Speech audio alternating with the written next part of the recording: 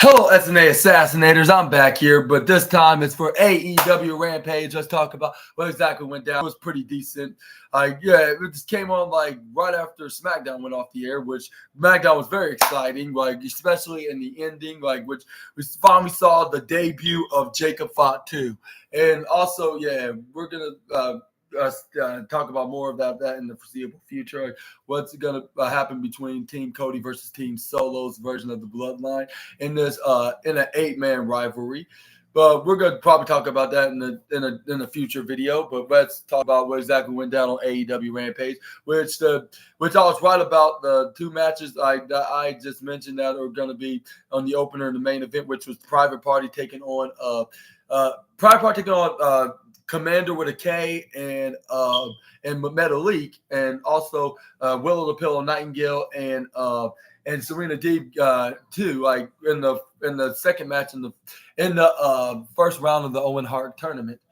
Which those are the top two matches of the night. Second goes to the tag team match between Private Party and the Luchadors of Commander and Metalik, and number one definitely goes to Willow Nightingale and Serena Deeb. They show that women's wrestling is getting better and better, and ever since they got there, they made it more relevant and more interesting again. Like along with the likes of Soraya, Timeless Tony Storm, Mercedes Moné, and others. Yeah, but anyway, this is where we got.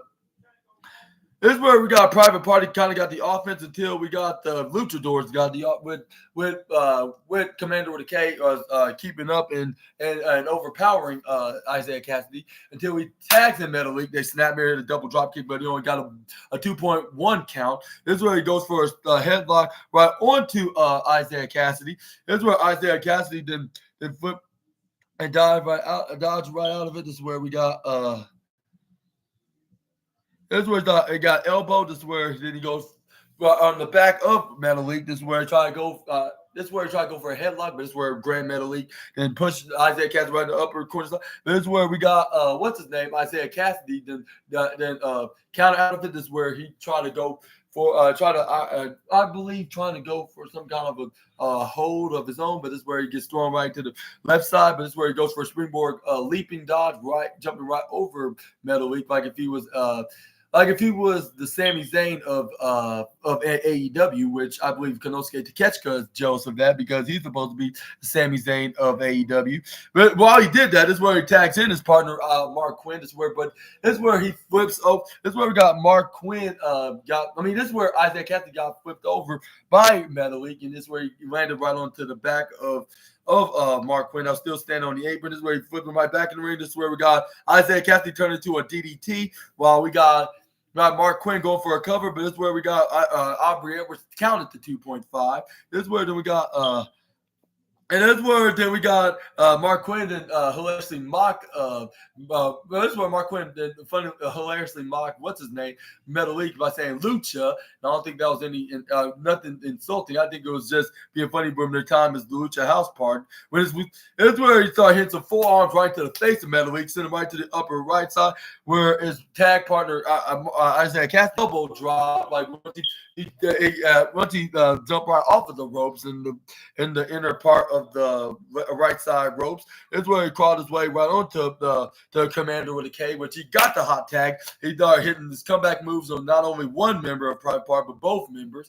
This is where he goes for his one pretty cool move, like with him going for a DDT onto Mark Quinn and hit a flying head scissor onto Isaiah Cassidy right into the bottom corner. This is where we got Mark Quinn moving out of the way. This is where we got Isaiah Cassidy go for a right hand. This is where we got Commander with a K knees him right to the gut. This is where then he goes for a big slap right to the chest onto what's his name Isaiah Cassidy. This is where his leg swings right onto the left corner side rope like if he's going for the 619.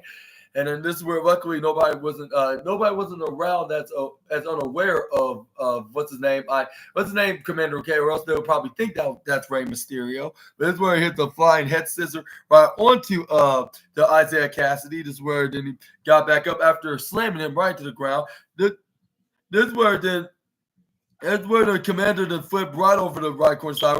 This is where we got what's his name Grand Metalik then got up. This is where he ran right to the left, and then the right, and then this is where then he goes for senton right onto the Private Party boys. This is where then we got Commanders like we're not done yet. This is where he goes for a springboard moonsault. This is where he saluted to the fans. This is where he hits it was a springboard diving twister right onto everybody. And this is where he's like K, which I believe the K stands for Commander, because that's what his name is, Commander with a K, which I'm not sure if he know how to spell the actual word Commander. But this is where he tried to go for a pinfall. But this is where we only got a 2.6 count. But this is where we got a Commander with a K and metal double team maneuvers onto the Brother Zay, or just Isaiah Cassidy, I guess you could say, until we got him intercepting from the luchador. This is where we got Grand Metalik try to drag him out of his corner from Mark Quinn and preventing him. But this is where he gets flipped right out of the dragon screw like leg hold. But this is where he flips him right into the upper corner. This is where we got Metalik try to go over a clothesline right onto Isaiah Cassidy, but he road duck right under him rather than over. This is where he jumps right up in the air and gives Mark Quinn a hot tag, which he doing some comeback maneuvers because they're both baby faces in this tag team matches. So of course they're eventually gonna hit each other with their respective comeback maneuvers. This is where we got him throwing, but after he got done with his comeback move, he sent Metalik right to the upper right side, try to go for an avalanche suplex for Hurricane Rana. But this is where we got what's his name?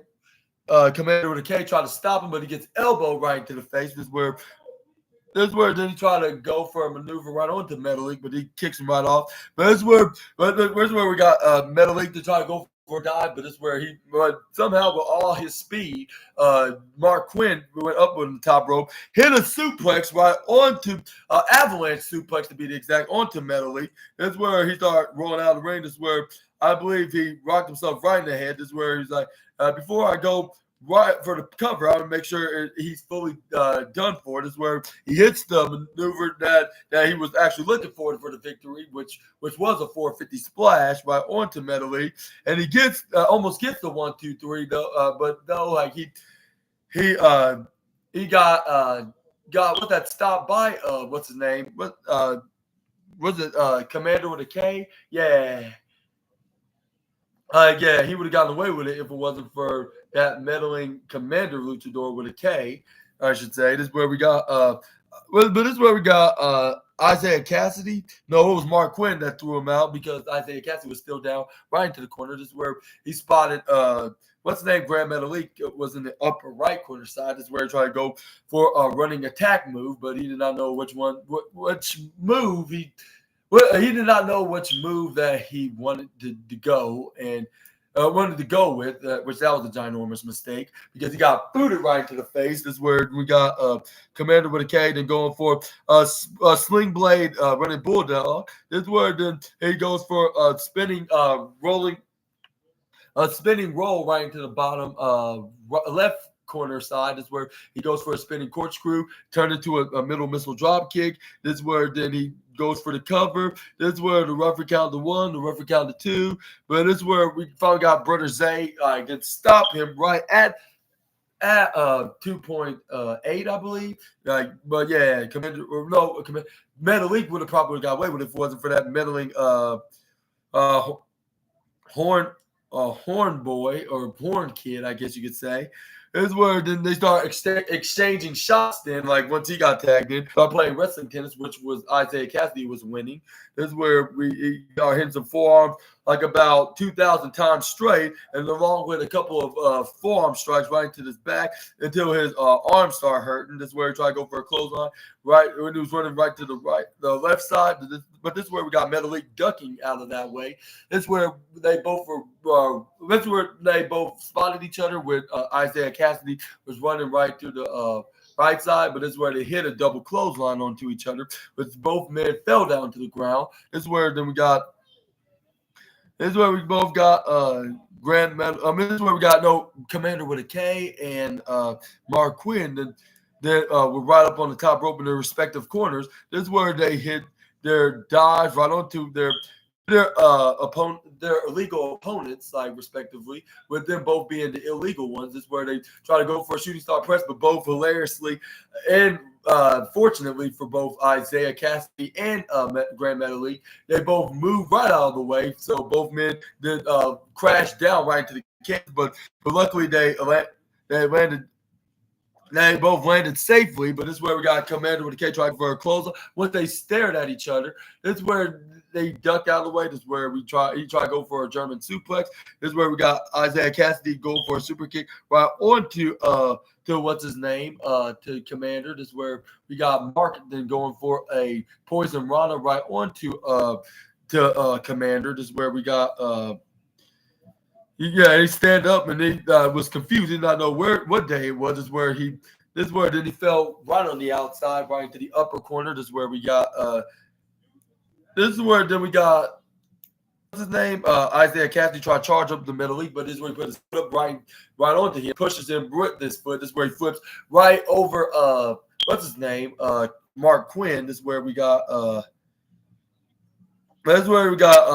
Mark Quinn going for a Hurricane Rana, which turned into like some kind of what's that slingshot into a cutter with Isaiah Cassidy. With Isaiah Cassidy going for a cover.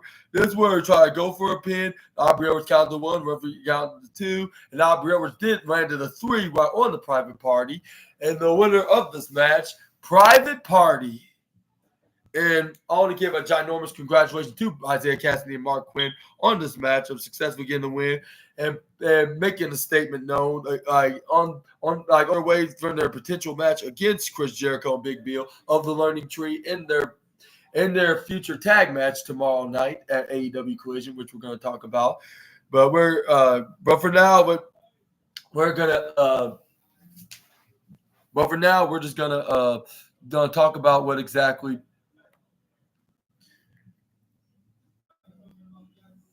But for now, I'm going to give a huge congratulations again to win that deserve a second match of the night, because if Willow Nightingale versus Serena Deeb wasn't going to be on the card tonight, this would have definitely got number 1. But thanks to that, which this is more of a big angle than the Learning Tree one, between the Private Party, this, that's definitely going to get it automatically.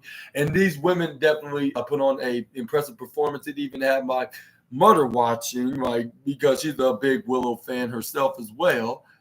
So yeah, she was like, "Why not?" And she was like, "And Willow was gonna get this." Even if we did not know what exactly the predetermined plans were, we know that Willow just looks like the stronger competitor compared to Serena Deeb. Even though Serena Deeb is tough, but yeah, it's just that